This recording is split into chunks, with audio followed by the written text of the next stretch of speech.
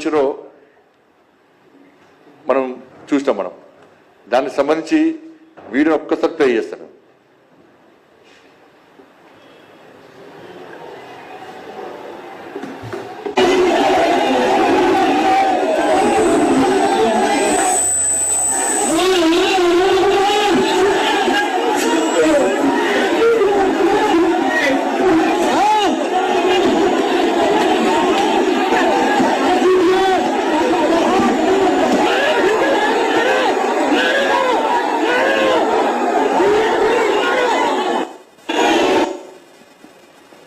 దాదాపు 118 మంది పోలీసు అధికారులు గాయాలైనాయి, తలలు ఒలిగినాయి, జర్నలిస్టులకు గాయాలైనాయి. కానీ ఎక్కడ కూడా పోలీసు సమయంతో వ్యవహరించారు. ఎక్కడ సంఘ విద్రోహ శక్తులకు ఏమంటారు అక్కడ మాత్రమే ఎక్కడ ఫైరింగ్ చేయలేదు. పార్లమెంటు దర్జాల్లోకి వచ్చి పార్లమెంటు ముట్టడి చేస్తాం, పార్లమెంటుకు చోరబడతాం అనే పరిస్థితులు కూడా ఎక్కడ పోలీస్ ఫైరింగ్ కానీ ఎలాంటి చేయలేదు. సంఘ విద్రోహ శక్తులకు విద్యార్థులు కాదు, వీళ్ళు సంఘ విద్రోహ శక్తులకు రమడతారని చెప్పి భావించి అక్కడక్కడ లాఠీ చార్జ్ చెప్పి చేసేది తప్ప వేరే జరగలేదు. మీరు చూడండి, దీనికి అంతటి కారణము నిన్న ఢిల్లీ పోలీస్ 480 పాకిస్తాన్కి సంబంధించినటువంటి సోషల్ మీడియా అకౌంట్స్ బ్లాక్ చేసింది. 480 అకౌంట్స్ బ్లాక్ చేసింది. ఆ రోజు అలజడికి, తప్పుడు ప్రచారాలకు, అవాస్తవాలను ప్రచారం చేయడానికి అది ప్రధాన కారణం. కేవలం గుర్తించిన 480 కేవలం పాకిస్తాన్ నుంచి, ఇతర దేశాలకు కూడా ఇలా ఎంక్వైరీ చేస్తా ఉన్నారు. ఇవాళ కానీ ఇటువంటి పరిస్థితుల్లో అక్కడక్కడ లాఠీచార్జ్ చేయాల్సి వచ్చింది. అంతే తప్ప విద్యార్థులను కొట్టాలి అని కాదు. దెబ్బలు తిన్న వాళ్ళు సగం మంది కూడా ఎవరు విద్యార్థులు కాదు, అలా కొంతమంది ఉండొచ్చు. ఇవాళ మేము అడుగుతున్నాం, ఇవాళ నీటి ఆందోళనకు 370 ఆర్టికల్ సంబంధమైంది. నీటికిను ఆజాద్ కాశ్మీర్కు సంబంధమైంది. నీటికు బంగ్లాదేశ్కి సంబంధమైంది, నీటికి పాకిస్తాన్ సంబంధమైంది, నీటికి నేపాల్ సంబంధమైంది, నీటికి శ్రీలంకకి సంబంధమైంది, నీటికి సనాతన ధర్మానికి సంబంధమైంది, నీటికి శ్రీరామచంద్రునికి సంబంధమైంది, నీటికి సీతమ్మ వారికి సంబంధమైంది, నీటికి దేశ వ్యతిరేక నినాదాలకు సంబంధమైంది దాని గురించి. ఇవాళ నీటికి వల్ల అన్యాయానికి గురైనటువంటి విద్యార్థులు ఉంటే వాళ్ళు ఎవరు కూడా నిజంగా విద్యార్థులు చేసేవాళ్ళు కాదు. వాళ్ళు నీటి విద్యార్థులు బాధపడి ఆందోళన చేస్తే వాళ్ళ చేతిలో రాళ్ళు ఉండయి, విద్యార్థుల చేతిలో రాడ్లు ఉండయి, విద్యార్థుల చేతిలో ఆయుధాలు ఉండయి, విద్యార్థుల చేతిలో కట్టెలు ఉండయి. విద్యార్థులైతే వాళ్ళందరూ డాక్టర్ కావాలనుకుంటున్నారు. మేము కష్టపడకుండా మాకు అన్యాయం జరిగింది, మేము డాక్టర్ కావాలనుకుంటున్నాం, కాలేకపోతుందని చెప్పి ఆవేదనతో ప్రభుత్వాన్ని వ్యతిరేక నినాదాలు చేయొచ్చు. వాళ్ళకున్న బాధలను ఒక రకంగా నినాదాలు ఇవ్వచ్చు.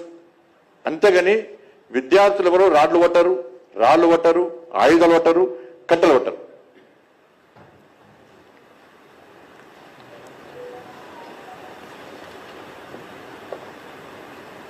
ఇవాళ ఢిల్లీలో జరిగింది ఏంటో ఒక్కసారి చూడండి. मैं तो चाहती हूँ मोदी का भी गोली मार दो सही में, मैं तो मारती रहूंगी। मैं तो चाहती हूँ मोदी का भी गोली मार दो सही में, मैं तो मारती रहूंगी। मतलब आप प्राइम मिनिस्टर के लिए ऐसी बात बोल रहे हो, मोदी को गोली मार कुछ हुआ भी है? 370 के प्रोटेक्शन जो हमें इस कॉन्स्टिट्यूशन में करने दिए थे, 370 के प्रोटेक्शन जो हमें इस कॉन्स्टिट्यूशन में करने दिए थे, बस नाम रहेगा अल्लाह का। सीता के पति का नाम ले लेके मीता के पति का काम कर रहे हैं। भगवान राम मंदिर और whatever इसमें, but it's just people don't know. मैं तो चाहती हूँ मोदी का ఇవాళ ఇవన్నీ చూసిన తర్వాతనే పార్లమెంటు సాక్షిగా పార్లమెంట్లో చర్చ జరపడానికి సిద్ధం అని చెప్పి సాక్షాత్తు పార్లమెంటరీ వ్యవహార శాఖ మంత్రి ప్రకటించారు. మంత్రులు ప్రకటించారు, చర్చకు సిద్ధమంటున్నాం. పార్లమెంట్లో చర్చిస్తే తప్ప వాస్తవాలు బయటికి వస్తే తప్ప ఒక నిర్ణయానికి రాలేము. కాబట్టి చర్చకు రండి అని చెప్పి ప్రభుత్వము చర్చలు జరుపుదామని చెప్పి పార్లమెంట్లో కోరితే కూడా ఇవాళ విపక్షాలు చర్చ జరిపే పరిస్థితులు. ఎందుకంటే చర్చ జరిపితే తీసుకోవాల్సిన చర్యలన్నీ తీసుకునే ప్రభుత్వం ఆల్రెడీ, వాళ్ళకి అవకాశం రాదు. కాబట్టి చర్చ జరపకుండా ఇవాళ రాద్ధాంతం చేసి 2 నెలలు ఏం మాట్లాడలే. పార్లమెంటు స్టార్ట్ అయినాకనే నీట్ అయిపోయింది, మళ్ళీ రీ ఎగ్జామ్ పెట్టారు, ఫలితాలు వచ్చినాయి, కౌన్సిలింగ్ స్టార్ట్ అవుతుంది. అప్పుడు నాకు ఏం మాట్లాడలే. మళ్ళీ పార్లమెంటు స్టార్ట్ కాగానే పార్లమెంట్ వేదికగా గొడవ చేయాలి, ఈ దేశంలో విచ్ఛిన్నం చేయాలని చెప్పి ఒక ఆలోచనతోని ఇవాళ వాళ్ళు అలజడి సృష్టించే ప్రయత్నం చేశారు. చర్చకు వస్తలేరు. సాక్షాత్ ప్రధానమంత్రి గారు ట్వీట్ చేశారు, వీడియో రిలీజ్ చేశారు. కాబట్టి ఈ విపక్షాలు అందరూ కూడా ఇండియా అలయన్స్కి ఎవరు కూడా సమస్య పరిష్కారం కాదు. తొందర మోడీ గారు చేయాలి, రాహుల్ గాంధీ ప్రధానమంత్రి చేయాలి, బీజేపీని గద్దెదించాలి, బీజేపీ మీద విషం చిమ్మాలి. ఈ దేశంలో ప్రజల లోపల యువత లోపల తప్పుడు ఆలోచనలు తయారీ అని చెప్పి ఒక దుర్మార్గమైన ఆలోచనతోని ఇలా విధ్వంసం సృష్టించే ప్రయత్నం ఇలా విపక్షాలు చేస్తున్నాయి. అందుకే ప్రధానమంత్రి రాజీనామా చేయాలి అవి అంటున్నారు. ఇవాళ నాకు తెలిసి దేశంలో పేపర్ లీక్ అని రాష్ట్రం లేదు, ఉంటే ఒకటి ఉండొచ్చు. యూపీ హయాంలో 72 సార్లు పేపర్ లీక్ అయినాయి, 72 టైమ్స్. మరి ఆ రోజు మన్మోహన్ సింగ్ గారు రాజీనామా చేయాలి, ఆ రోజు విద్యాశాఖ మంత్రి రాజీనామా చేయాలి. ఇలా రాజస్థాన్లో అశోక్ గెహ్లోట్ సీఎం ఉన్నప్పుడు 18 సార్లు పేపర్ లీక్ అయింది, 18 టైమ్స్. 21 టైమ్స్ ఎగ్జామ్స్ పెడితే 18 టైమ్స్ పేపర్ లీక్ అయింది రాజస్థాన్లో కాంగ్రెస్ పార్టీ ప్రభుత్వంలో. మరి ఆ రోజు ప్రధానమంత్రి రాజీనామా చేయాలి, అశోక్ గెహ్లోట్ రాజీనామా చేయాలి. ఆ రోజు ఇదే రాహుల్ గాంధీ గారు, ఇదే ప్రియాంక గాంధీ గారు ఏమన్నారు ఒకసారి చూడండి.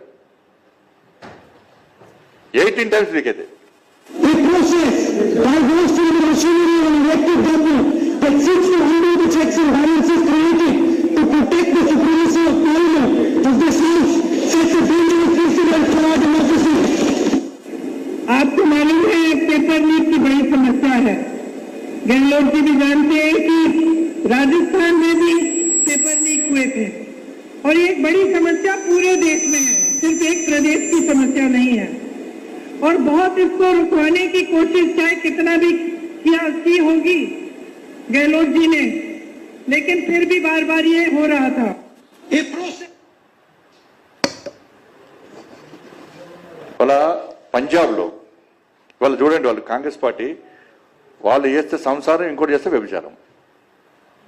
వాళ్ళు రాజీనామా అయ్యారు. వాళ్ళ హయాంలో పేపర్ లీక్ అయితే రాజీనామా చేసే అవసరం లేదంటారు వాళ్ళు, రాహుల్ గాంధీ గారు కానీ ప్రియాంక గారు కానీ. కానీ ఇప్పుడు మాత్రం రాజీనామా చేయాలి. 18 సార్లు పేపర్ లీక్ అయింది, ఒకటి రాజస్థాన్లో, ఓన్లీ రాజస్థాన్లో. దానికి ఇవాళ పంజాబ్లో +2 పేపర్ లీక్ అయింది. మరి కేజ్రీవాల్ రాజీనామా అయ్యలే, ఆ రాష్ట్ర ముఖ్యమంత్రి రాజీనామా అయ్యాలి. కర్ణాటకలో మొన్న 10th క్లాసుతో పాటు PUC పేపర్ లీక్ అయింది, అక్కడ రాష్ట్ర ముఖ్యమంత్రి రాజీనామా అయ్యాలి. ములాయం సింగ్ హయాంలో, అఖిలేష్ హయాంలో పేపర్ లీక్ అయింది, వాళ్ళకి రాజీనామా అయ్యాలి. బెంగాల్లో టీచర్ రిక్రూట్మెంట్లో మొత్తం అవకతవకలు జరిగితే పెద్ద ఎత్తున యుద్ధం జరిగింది. ఆడ మమతా